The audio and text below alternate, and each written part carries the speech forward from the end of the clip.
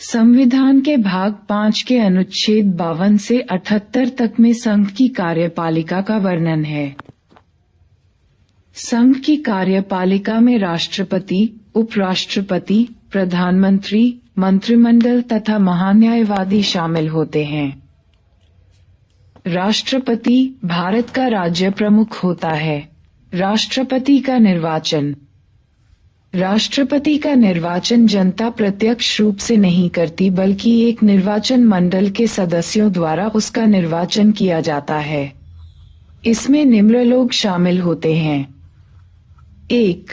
संसद के दोनों सदनों के निर्वाचित सदस्य। 2. राज्य विधानसभा के निर्वाचित सदस्य तथा 3. केंद्र शासित प्रदेशों दिल्ली व पुडुचेरी विधानसभाओं के निर्वाचित सदस्य।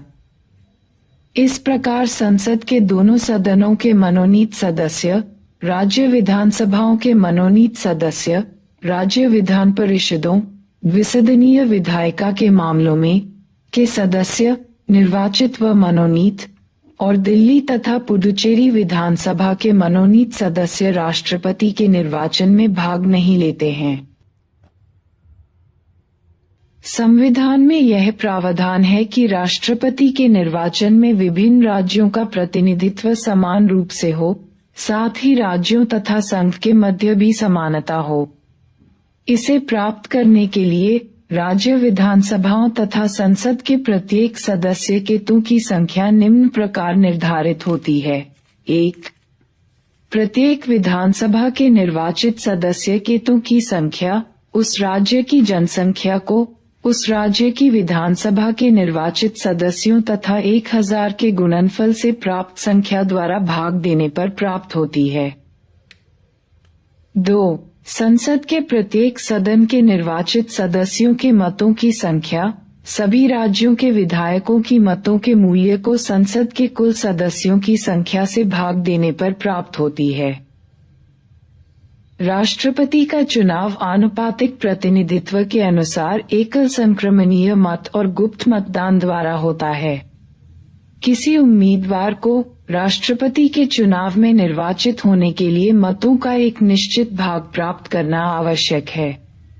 मतों का यह निश्चित भाग कुल वैध मतों की निर्वाचित होने वाले कुल उम्मीदवारों, यहाँ केवल एक ही उम्मीदवार राष्ट्रपति के रूप में निर्वाचित होता है, की संख्या में एक जोड़कर प्राप्त संख्या द्वारा भाग देने पर भागफल में एक जोड़कर प्राप्त होता है। निर्वाचक मंडल के प्रत्येक सदस्य को केवल एक मतपत्र दिया जाता है।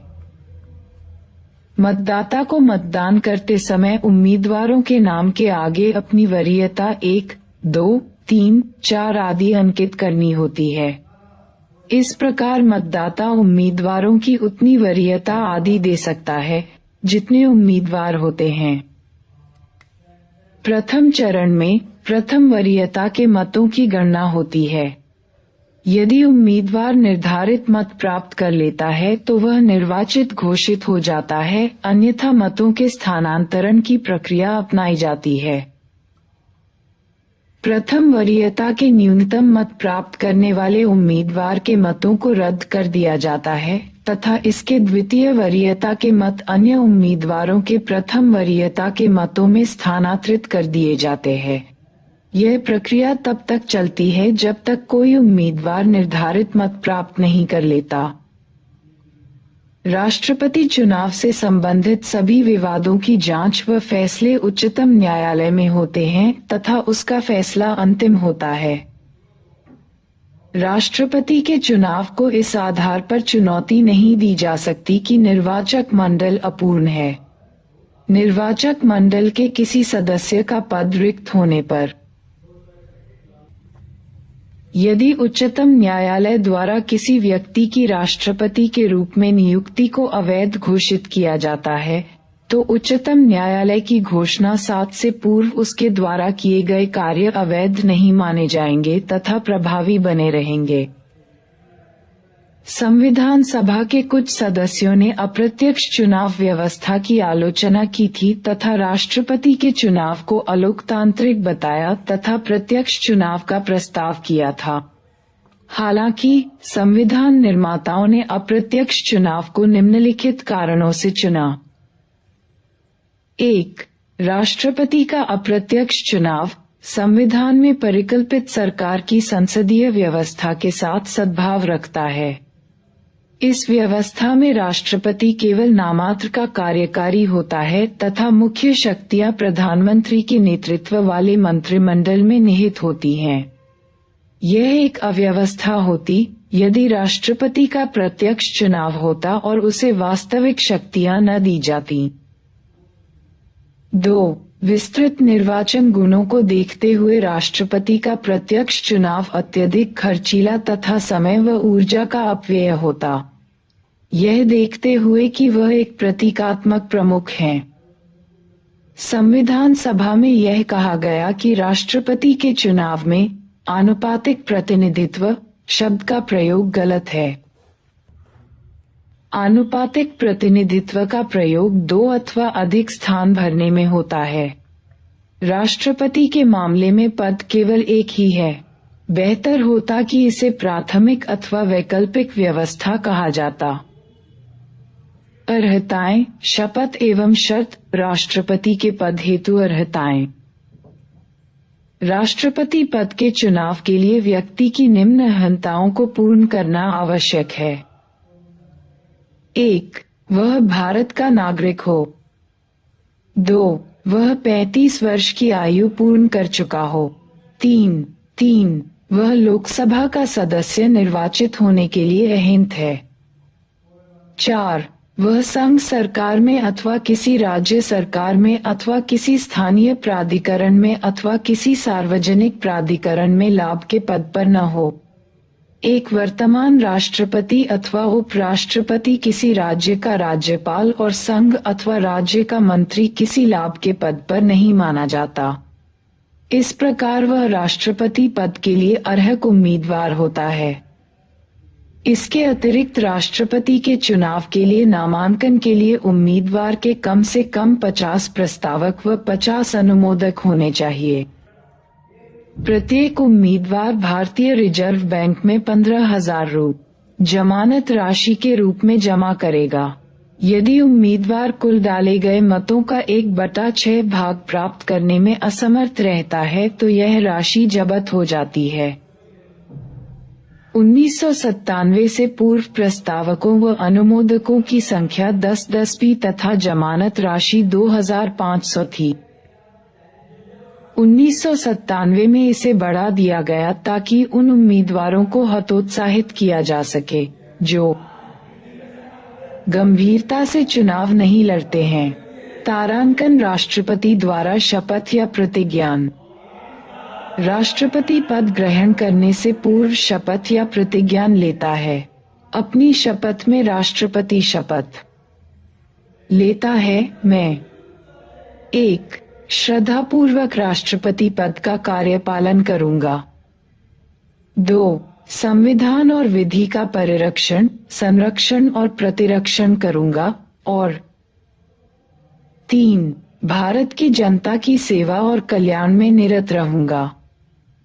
उच्चतम न्यायालय के मुख्य न्यायाधीश और उसकी अनुपस्थिति में वरिष्ठतम न्यायाधीश द्वारा राष्ट्रपति को पद की शपथ दिलाई जाती है।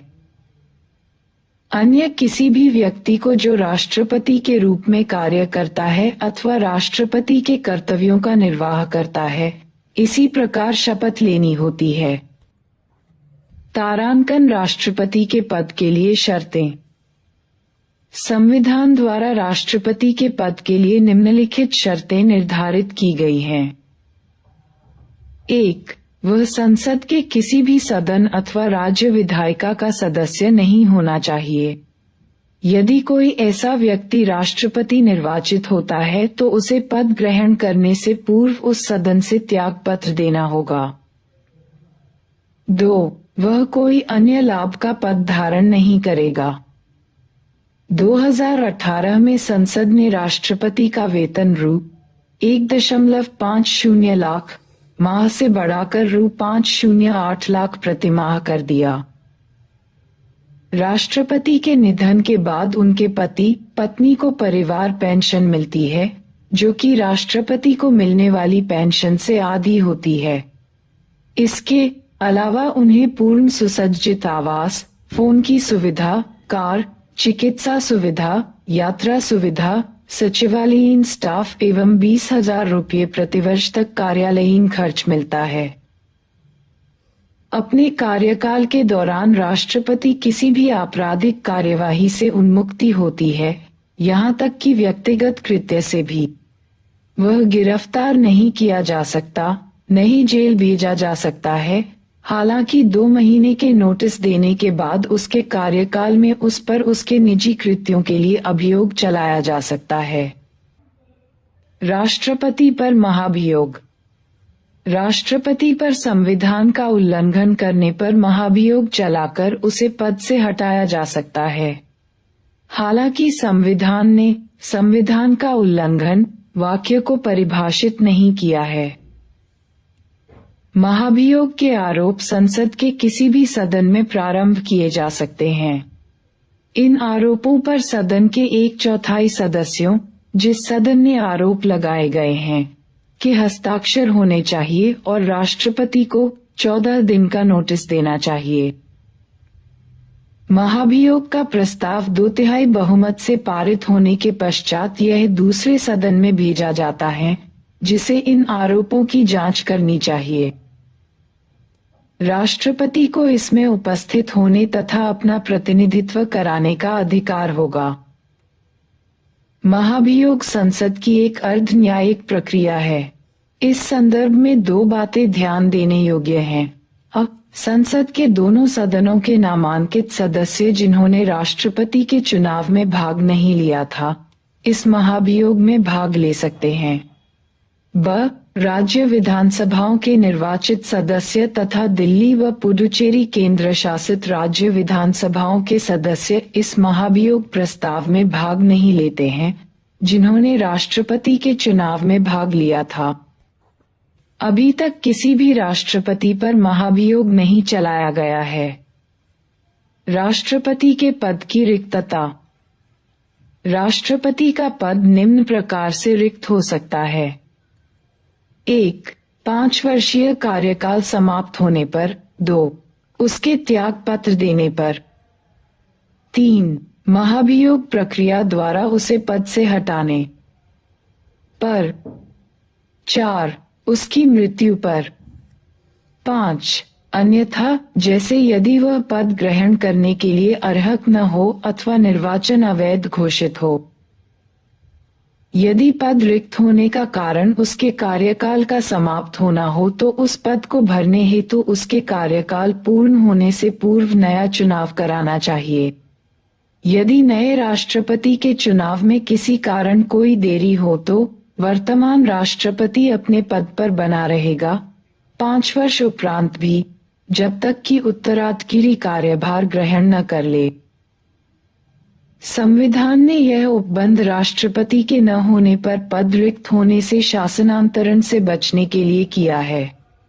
इस स्थिति में उपराष्ट्रपति को यह अवसर नहीं मिलता है कि वह कार्यवाहक राष्ट्रपति की तरह कार्य करे और उसके कर्तव्यों का निर्वहन करे।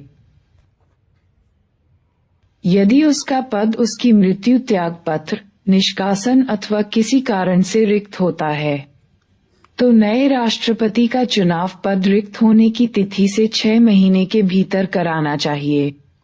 नया से निर्वाचित राष्ट्रपति पद ग्रहण करने से 5 वर्ष तक अपने पद पर बना रहेगा।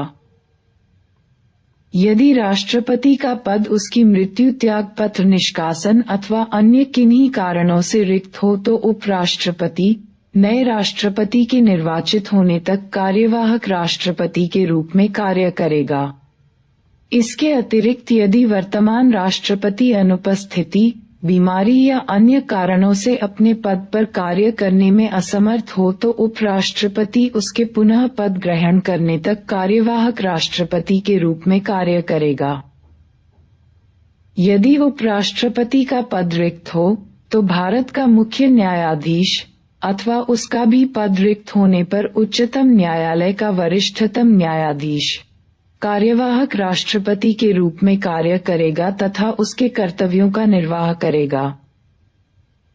जब कोई व्यक्ति जैसे उपराष्ट्रपति भारत का मुख्य न्यायाधीश अथवा उच्चतम न्यायालय का वरिष्ठतम न्यायाधीश कार्यवाहक राष्ट्रपति के रूप में कार्य करता है अथवा उसके कर्तव्यों का निर्वहन करता है तो उसे राष्ट्रपति की समस्त शक्तियां व उन्मुक्तियां प्राप्त होती हैं तथा वह संसद द्वारा निर्धारित सभी उपलब्धियां, भत्ते व विशेषाधिकार भी प्राप्त करता है।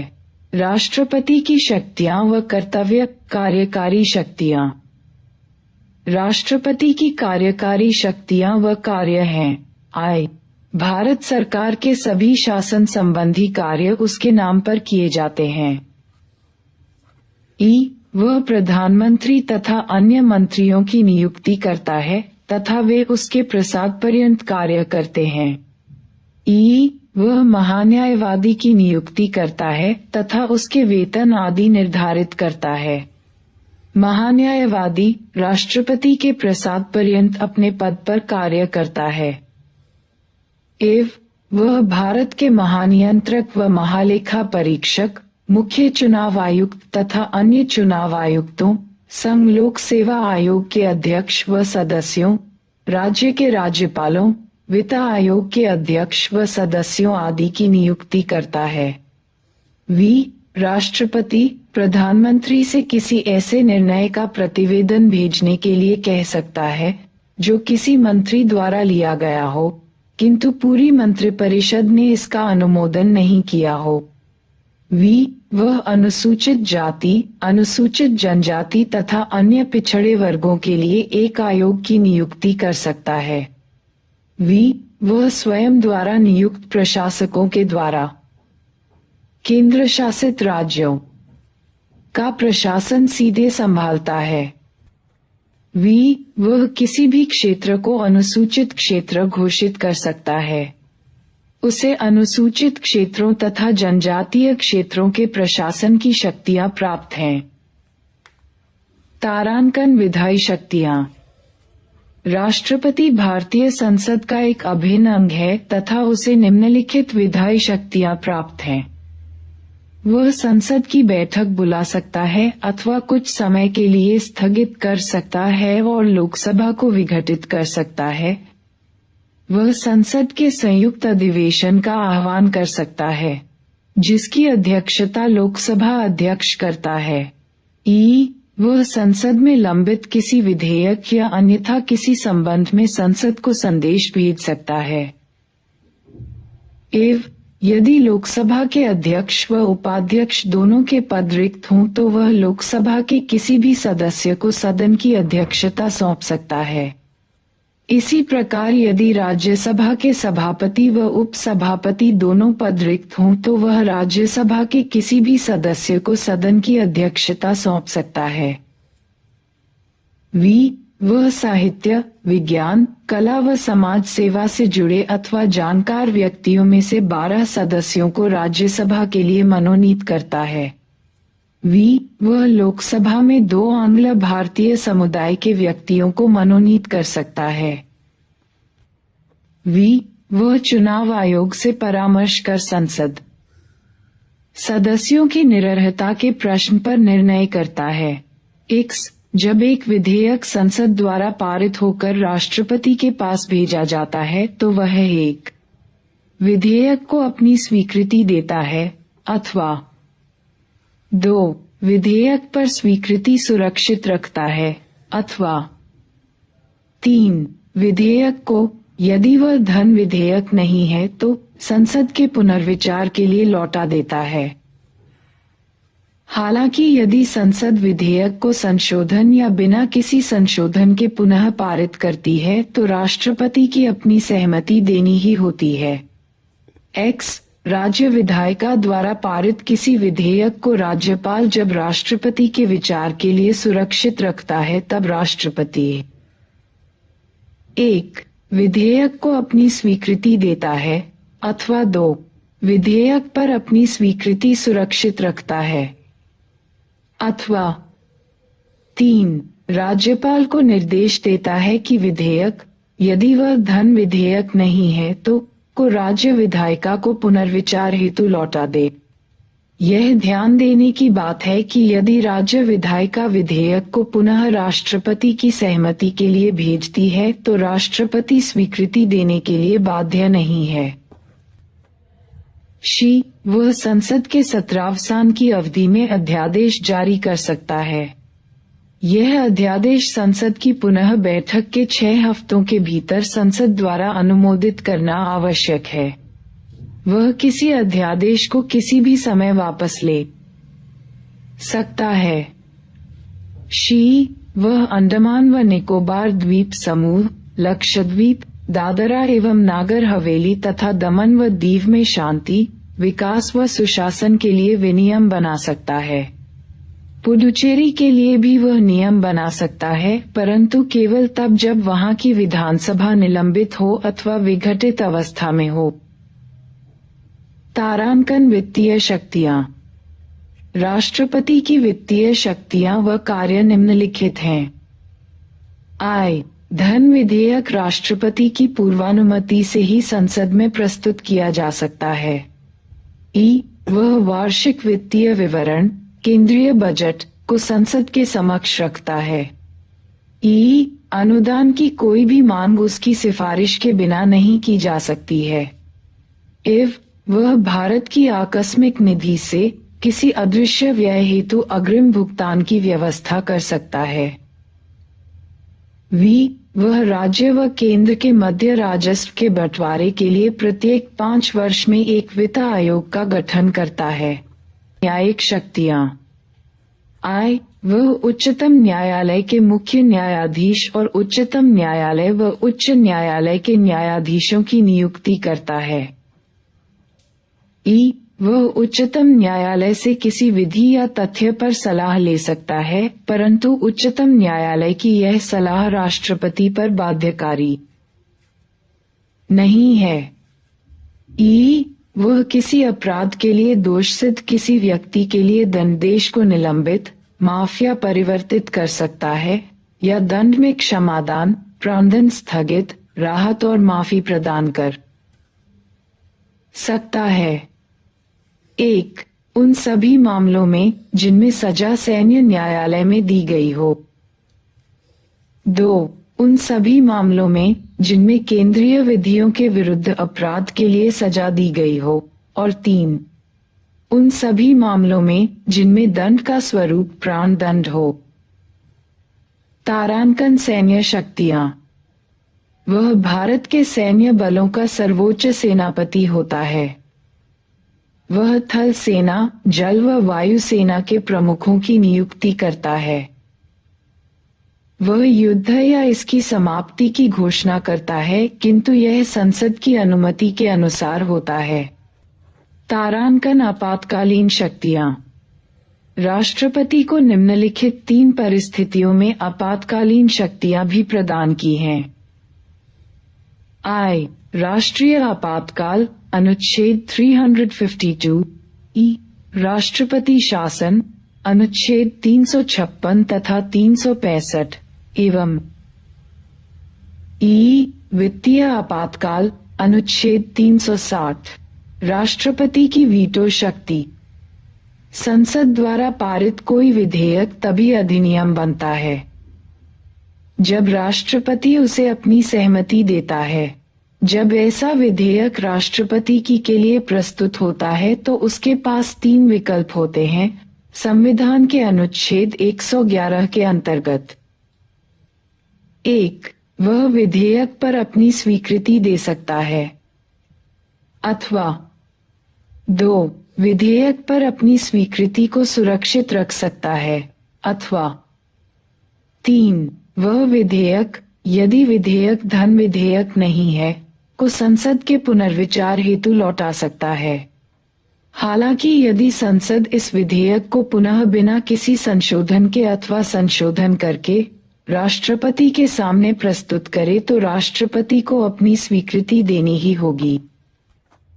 राष्ट्रपति के पास संसद द्वारा पारित विधेयकों के संबंध में वीटो शक्ति होती है, अर्थात वह विधेयक को अपनी स्वीकृति के लिए सुरक्षित रख सकता है। राष्ट्रपति को ये शक्ति देने के दो कारण हैं। एक, संसद को जल्दबाजी और सही ढंग से विचारित न किए गए विधान बनाने से रोकना। दो, किसी असंवैधानिक व को रोकने के लिए। वर्तमान राज्यों के कार्यकारी प्रमुखों की वीटो शक्तियों को 4 प्रकार से वर्गीकृत किया जा सकता है। 1. अत्यंतिक वीटो अर्थात विधायिका द्वारा पारित विधेयक पर अपनी राय सुरक्षित रखना। 2. विशेषित वीटो जो विधायिका द्वारा उच्च बहुमत द्वारा निरस्त की जा सके। 3. निलंबनकारी वीटो जो विधायिका द्वारा साधारण बहुमत द्वारा निरस्त की जा सके। 4. पॉकेट वीटो विधायिका द्वारा पारित विधेयक पर कोई निर्णय नहीं करना।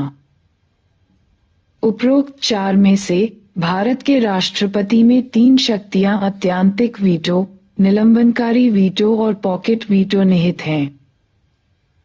भारत के राष्ट्रपति के संदर्भ में विशेषित वीटो महत्वहीन है तथा यह अमेरिका के राष्ट्रपति द्वारा प्रयोग किया जाता है। भारत के राष्ट्रपति के तीनों वीटो की व्याख्या निम्न है। तारांकन आत्यंतिक वीटो, इसका संबंध राष्ट्रपति की उस शक्ति से है जिसमें वह संसद द्वारा पारित किसी विधेयक को अपने पास सुरक्षित रखता है। यह विधेयक इस प्रकार समाप्त हो जाता है और अधिनियम नहीं बन पाता। सामान्यतः यह वीटो निम्न 2 मामलों में प्रयोग किया जाता है। गैर सरकारी सदस्यों के विधेयक संबंध में, अर्थात संसद का वह सदस्य जो मंत्री न हो द्वारा प्रस्तुत विधेयक, और सरकारी विधेयक के संबंध में जब मंत्रिमंडल त्याग पत्र दे, जब विधेयक पारित हो गया हो तथा राष्ट्रपति की अनुमति मिलना शेष हो और नया मंत्रिमंडल राष्ट्रपति को ऐसे विधेयक पर अपनी सहमति न देने की सलाह दे। 1954 में राष्ट्रपति डॉक्टर राजेंद्र प्रसाद ने पीईपीएसयू विनियोग विधेयक पर अपना निर्णय रोक कर रखा। वह विधेयक संसद द्वारा उस समय पारित किया गया जब पीईपीएसयू राज्य राष्ट्रपति शासन लागू था, परंतु जब यह विधेयक स्वीकृति के लिए राष्ट्रपति के पास भेजा गया तो राष्ट्रपति शासन हटा लिया गया था। पुनः 1991 में राष्ट्रपति डॉक्टर आर वेंकटरमण द्वारा संसद सदस्य वेतन, भत्ता और पेंशन संशोधन विधेयक को रोक कर रखा गया। यह विधेयक संसद द्वारा लोकसभा होने के एक दिन राष्ट्रपति की पूर्व सिफारिशों को प्राप्त किए बिना पारित किया गया। तारांकन निलंबनकारी वीटो, राष्ट्रपति इस वीटो का प्रयोग तब करता है जब वह किसी विधेयक को संसद के पुनर्विचार हेतु लौटाता है। यदि संसद उस विधेयक को पुनः किसी संशोधन के बिना अथवा संशोधन के साथ पारित कर राष्ट्रपति के पास भेजती है तो उस पर राष्ट्रपति को अपनी स्वीकृति देना बाध्यकारी है। इसका अर्थ है कि राष्ट्रपति के इस वीटो को उस विधेयक को साधारण बहुमत से पुनः पारित कराकर निरस्त किया जा सकता है, उच्च बहुमत द्वारा नहीं, जैसा कि अमेरिका में प्रचलित है। राष्ट्रपति धन विधेयकों के मामले में इस वीटो का प्रयोग नहीं कर सकता है। राष्ट्रपति किसी धन विधेयक को अपनी स्वीकृति या तो दे सकता है या उसे रोककर रख सकता है, परंतु उसे संसद को पुनर्विचार के लिए नहीं भेज सकता है। साधारणतः राष्ट्रपति धन विधेयक पर अपनी स्वीकृति उस समय दे देता है जब यह संसद में उसकी पूर्वानुमति से प्रस्तुत किया जाता है। तारांकन पॉकेट वीटो, इस मामले में राष्ट्रपति विधेयक पर न तो कोई सहमति देता है, न अस्वीकृत करता है और न ही लौटाता है, परंतु एक अनिश्चित काल के लिए विधेयक को लंबित कर देता है। राष्ट्रपति की विधेयक पर किसी भी प्रकार का निर्णय न देने की सकारात्मक अथवा नकारात्मक शक्ति पॉकेट वीटो के नाम से जानी जाती है। राष्ट्रपति इस वीटो शक्ति का प्रयोग इस आधार पर करता है कि संविधान में उसके समक्ष आए किसी विधेयक पर निर्णय देने के लिए कोई समय सीमा तय नहीं है। दूसरी ओर, अमेरिका में यह व्यवस्था है कि राष्ट्रपति को 10 दिनों के भीतर वह विधेयक पुनर्विचार के लिए लौटाना होता है।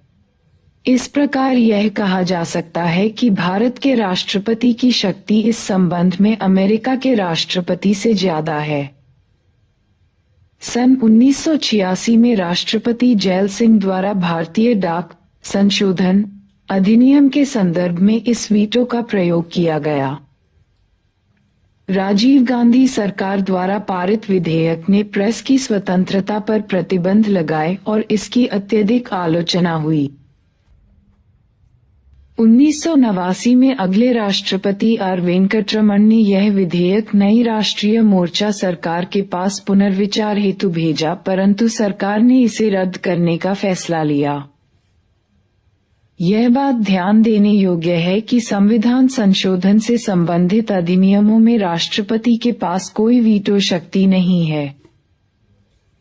24वें संविधान संशोधन अधिनियम 1971 ने संविधान संशोधन विधेयकों पर राष्ट्रपति को अपनी स्वीकृति देने के लिए बाध्यकारी बना दिया।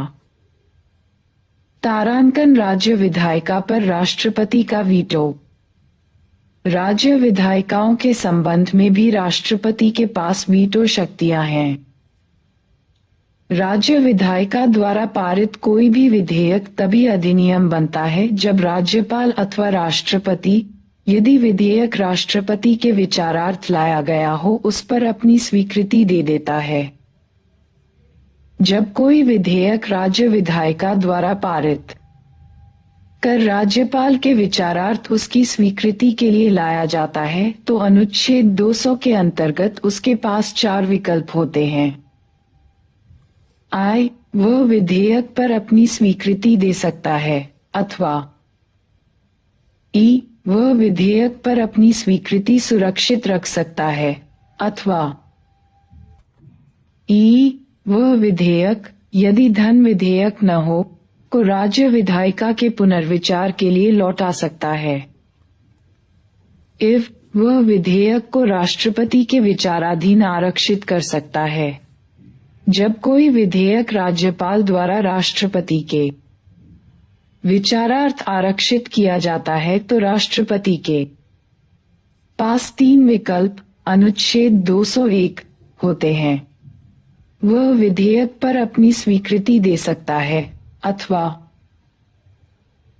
वह विधेयक पर अपनी स्वीकृति सुरक्षित रख सकता है, अथवा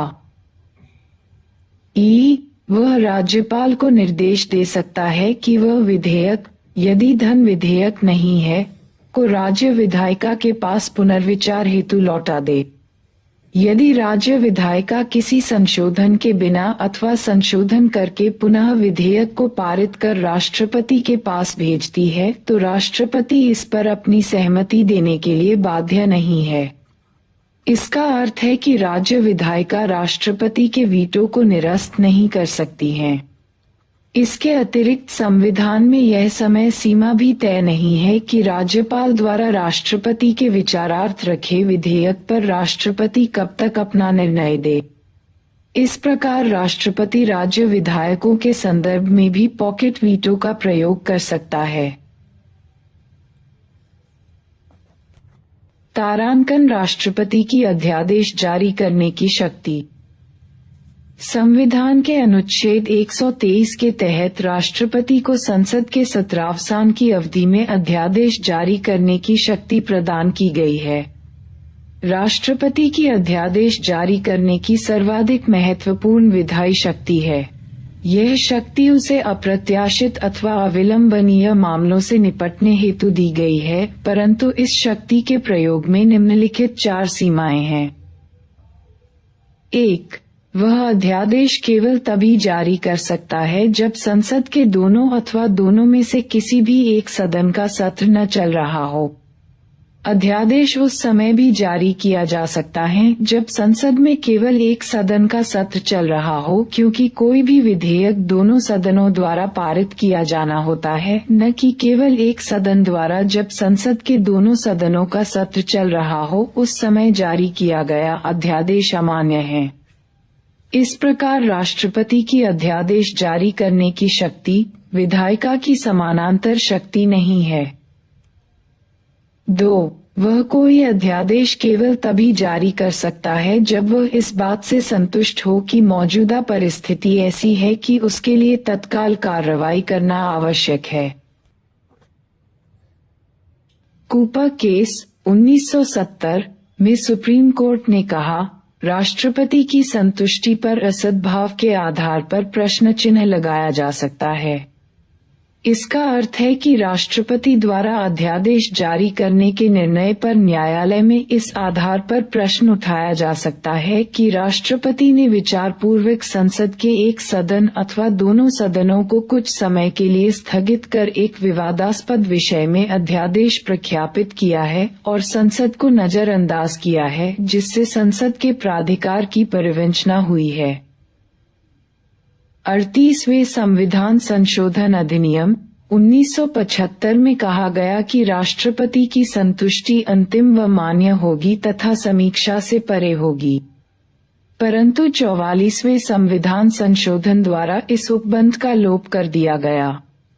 अतः राष्ट्रपति की संतुष्टि को असद्भाव के आधार पर न्यायिक चुनौती दी जा सकती है।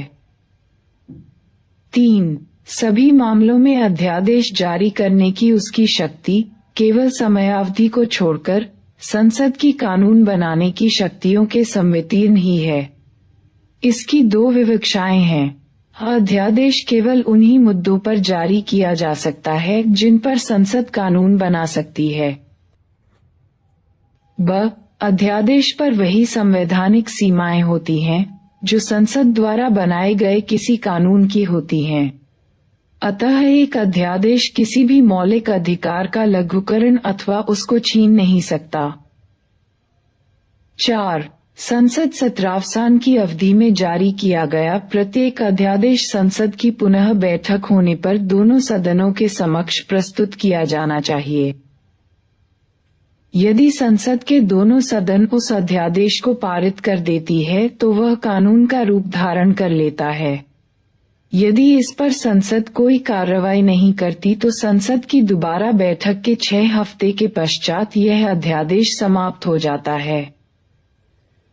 यदि संसद के दोनों सदन इसका निरानुमोदन कर तो यह निर्धारित 6 सप्ताह की अवधि से पहले भी समाप्त हो सकता है। यदि संसद के दोनों सदनों को अलग अलग तिथि में पुनः बैठक लिए बुलाया जाता है तो ये 6 सप्ताह बाद वाली बैठक की तिथि से गिने जाएंगे। इसका अर्थ है किसी अध्यादेश की अधिकतम अवधि 6 महीने, संसद की मंजूरी न मिलने की स्थिति में 6 हफ्तों की होती है। संसद के 2 सत्रों के मध्य अधिकतम अवधि 6 महीने होती है। यदि कोई अध्यादेश सभापटल पर रखने से पूर्व ही समाप्त हो जाता है तो इसके अंतर्गत किए गए कार्य वैध व प्रभावी रहेंगे। राष्ट्रपति भी किसी भी समय किसी अध्यादेश को वापस ले सकता है। हालांकि राष्ट्रपति की अध्यादेश जारी करने की शक्ति उसकी कार्य स्वतंत्रता का अंग नहीं है और वह किसी भी अध्यादेश को प्रधानमंत्री के नेतृत्व वाले मंत्रिमंडल की सलाह पर ही जारी करता है अथवा वापस लेता है। लोकसभा के नियम के अनुसार जब कोई विधेयक किसी अध्यादेश का स्थान लेने के लिए सदन में प्रस्तुत किया जाता है, उस समय अध्यादेश जारी करने के कारण व परिस्थितियों को भी सदन के समक्ष प्रस्तुत किया जाना चाहिए। राष्ट्रपति की क्षमादान करने की शक्ति। संविधान के अनुच्छेद 72 में राष्ट्रपति को उन व्यक्तियों को क्षमा करने की शक्ति प्रदान की गई है जो निम्नलिखित मामलों में किसी अपराध के लिए दोषी करार दिए गए हैं। 1. संघीय विधि के विरुद्ध किसी अपराध में दिए गए दंड में।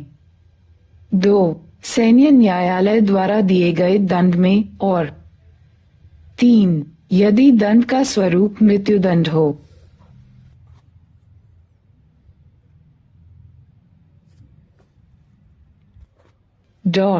राष्ट्रपति की क्षमादान शक्ति न्यायपालिका से स्वतंत्र है। वह एक कार्यकारी शक्ति है, परंतु राष्ट्रपति इस शक्ति का प्रयोग करने के लिए किसी न्यायालय की तरह पेश नहीं आता। राष्ट्रपति की इस शक्ति के दो रूप हैं। अ. विधि के प्रयोग में होने वाली न्यायिक गलती सुधारने के लिए। ब. यदि राष्ट्रपति दंड का स्वरूप अधिक कड़ा समझता है तो उसका बचाव प्रदान करने के लिए। राष्ट्रपति की क्षमादान शक्ति में निम्नलिखित बातें सम्मिलित हैं। 1. क्षमा, इसमें दंड और बंदीकरण दोनों को हटा दिया जाता है तथा दोषी की सभी दंड, दंडादेशों और निर्दयताओं से पुनर्तः मुक्त कर दिया जाता है। 2. लघुकरण, इसका अर्थ है कि दंड के स्वरूप को बदलकर कम करना। उदाहरणार्थ, मृत्युदंड का लघुकरण कर कठोर कारावास में परिवर्तित करना, जिसे साधारण कारावास में परिवर्तित किया जा सकता है। 3. परिहार, इसका अर्थ है दंड के प्रकृति में परिवर्तन किए बिना उसकी अवधि कम करना। उदाहरण के लिए 2 वर्ष के कठोर कारावास को 1 वर्ष के कठोर कारावास में परिहार करना। 4. विराम, इसका अर्थ है किसी दोषी को मूल रूप में दी गई सजा को किन्हीं विशेष परिस्थितियों में कम करना, जैसे शारीरिक अपंगता अथवा महिलाओं को गर्भावस्था की अवधि के कारण। 5. प्रविलंबन, इसका अर्थ है किसी दंड, विशेषकर मृत्यु दंड, पर अस्थायी रोक लगाना। इसका उद्देश्य है कि दोषी व्यक्ति का क्षमा याचना अथवा दंड के स्वरूप परिवर्तन की याचना के लिए समय देना। संविधान के अनुच्छेद 161 के अंतर्गत राज्य का राज्यपाल भी क्षमादान की शक्तियां रखता है। अतः राज्यपाल भी किसी दंड को क्षमा कर सकता है, अस्थायी रूप से रोक सकता है, सजा को या सजा की अवधि को कम कर सकता है। वह राज्य विधि के विरुद्ध अपराध में दोषी व्यक्ति की सजा को निलंबित कर सकता है, दंड का स्वरूप बदल सकता है और दंड की अवधि कम कर सकता है। परंतु निम्नलिखित 2 परिस्थितियों में राज्यपाल की क्षमादान शक्तियां राष्ट्रपति से भिन्न हैं। 1.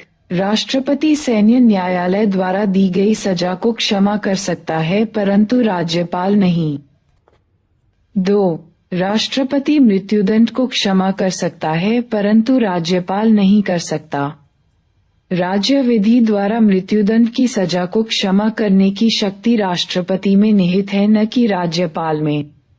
हालांकि राज्यपाल मृत्युदंड को निलंबित, दंड का स्वरूप परिवर्तित अथवा दंडावधि को कम कर सकता है।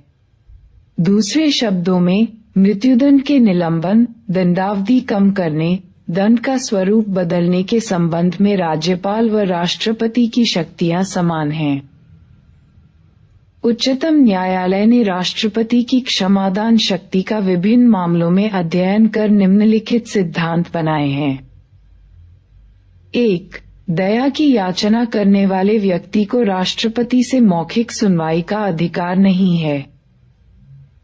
2. राष्ट्रपति प्रमाणी साक्ष्य का पुनः अध्ययन कर सकता है और उसका विचार न्यायालय से भिन्न हो सकता है। 3. राष्ट्रपति इस शक्ति का प्रयोग केंद्रीय मंत्रिमंडल के परामर्श पर करेगा। 4. राष्ट्रपति अपने आदेश के कारण बताने के लिए बाध्य नहीं है। 5. राष्ट्रपति न केवल दंड पर राहत दे सकता बल्कि प्रामाणिक भूल के लिए भी राहत दे सकता है। 6. राष्ट्रपति को अपनी शक्ति का प्रयोग करने के लिए उच्चतम न्यायालय द्वारा कोई भी दिशा निर्देश निर्धारित करने की आवश्यकता नहीं है। 7. राष्ट्रपति की इस शक्ति पर कोई भी न्यायिक समीक्षा नहीं की जा सिवाय वहां जहां राष्ट्रपति का निर्णय स्वेच्छाचारी, विवेक रहित, दुर्भावनापूर्ण अथवा भेदभावपूर्ण हो। 8. जब क्षमादान की पूर्व याचिका राष्ट्रपति ने रद्द कर दी हो, तो दूसरी याचिका नहीं दायर की जा सकती। राष्ट्रपति की संवैधानिक स्थिति। राष्ट्रपति केवल कार्यकारी प्रधान होता है। मुख्य शक्तियां प्रधानमंत्री के नेतृत्व वाले मंत्रिमंडल में निहित होती हैं। अन्य शब्दों में, राष्ट्रपति अपनी कार्यकारी शक्तियों का प्रयोग प्रधानमंत्री के नेतृत्व वाले मंत्रिमंडल की सहायता व सलाह से करता है। अमेरिका का राष्ट्रपति किसी भी सचिव को किसी भी समय हटा सकता है। भारत के राष्ट्रपति के पास ऐसा करने की शक्ति नहीं है जब तक कि उसके मंत्रियों का संसद में बहुमत हो। राष्ट्रपति की संवैधानिक स्थिति को समझने के लिए विशेष रूप से अनुच्छेद 53, 74 और 75 के प्रावधानों का संदर्भ लिया गया। 1. संघ की कार्यपालिका शक्ति राष्ट्रपति में निहित होंगी और वह इसका प्रयोग इस संविधान के अनुसार स्वयं या अपने अधीनस्थ अधिकारियों के द्वारा करेगा। अनुच्छेद 53। 2. राष्ट्रपति को सहायता तथा सलाह के लिए प्रधानमंत्री के नेतृत्व में एक मंत्रिपरिषद होगी। वह संविधान के अनुसार अपने कार्यों व कर्तव्यों का उनकी सलाह पर निर्वहन करेगा। अनुच्छेद 74। 3. मंत्रिपरिषद लोकसभा के प्रति सामूहिक रूप से उत्तरदायी होगी। अनुच्छेद 75। यह उपबंध संसदीय व्यवस्था की नींव है। 42वें संविधान संशोधन अधिनियम 1976 इंदिरा गांधी सरकार द्वारा लागू में कहा गया कि राष्ट्रपति पर प्रधानमंत्री के नेतृत्व वाली मंत्रिपरिषद की सलाह बाध्यकारी है। 44वें संविधान संशोधन अधिनियम 1978 जनता पार्टी सरकार द्वारा लागू में कहा गया कि राष्ट्रपति को अधिकार है कि वह सामान्यतः अथवा अन्यथा रूप से मंत्रिमंडल को सलाह पर पुनर्विचार के लिए कह सकता है। हालांकि पुनर्विचार के बाद दी गई सलाह मानने के लिए वह बाध्य है। अन्य शब्दों में, राष्ट्रपति एक बार किसी सलाह को पुनर्विचार के लिए मंत्रिमंडल के पास भेज सकता है, परंतु पुनर्विचार के बाद दी गई सलाह मानने के लिए वह बाध्य है। अक्टूबर 1997 में केंद्रीय मंत्रिमंडल ने नारायणन को उत्तर प्रदेश में राष्ट्रपति शासन अनुच्छेद 356 के अंतर्गत लगाने की सिफारिश की। राष्ट्रपति ने मामले को पुनर्विचार के लिए लौटा दिया, तब मंत्रिमंडल ने मामले को आगे न बढ़ाने का निर्णय लिया। इस प्रकार बीजेपी की कल्याण सिंह के नेतृत्व वाली सरकार बच गई। पुनः सितंबर 1998 में राष्ट्रपति के आर नारायणन ने बिहार में राष्ट्रपति शासन लगाने संबंधी सलाह को पुनर्विचार के लिए लौटा दिया था। कुछ महीने पश्चात कैबिनेट पुनः वही सलाह दी। केवल तभी फरवरी 1999 में बिहार में राष्ट्रपति शासन लगाया गया। यद्यपि राष्ट्रपति के पास कोई संवैधानिक विवेक स्वतंत्रता नहीं है, परंतु उसके पास कुछ परिस्थितिगत विवेक जन्य स्वतंत्रताएं हैं। राष्ट्रपति निम्नलिखित परिस्थितियों में अपनी विवेक स्वतंत्रता का प्रयोग बिना मंत्रिमंडल की सलाह पर कर सकता है।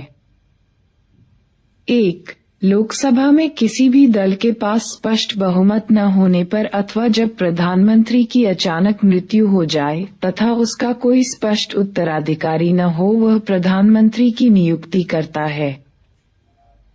2. वह मंत्रिमंडल को विघटित कर सकता है यदि वह सदन में विश्वास मत सिद्ध न कर सके। 3. वह लोकसभा को विघटित कर सकता है यदि मंत्रिमंडल ने अपना बहुमत खो दिया हो। तारांकन राजेंद्र प्रसाद ने ही केवल 2 बार राष्ट्रपति पद ग्रहण किया। अब तक 2 राष्ट्रपतियों राजेंद्र प्रसाद और फखरुद्दीन अली अहमद का अपने कार्यकाल के दौरान निधन हुआ है। वीटो एक लैटिन शब्द है जिसका अर्थ है रोकना। जब राष्ट्रपति डॉक्टर जाकिर हुसैन का मई 1969 में निधन हुआ तो तत्कालीन उपराष्ट्रपति वीवी गिरी बतौर राष्ट्रपति कार्य करने लगे। इसके उपरांत वीवी गिरी ने राष्ट्रपति के चुनाव में भाग लेने के लिए त्यागपत्र दे दिया।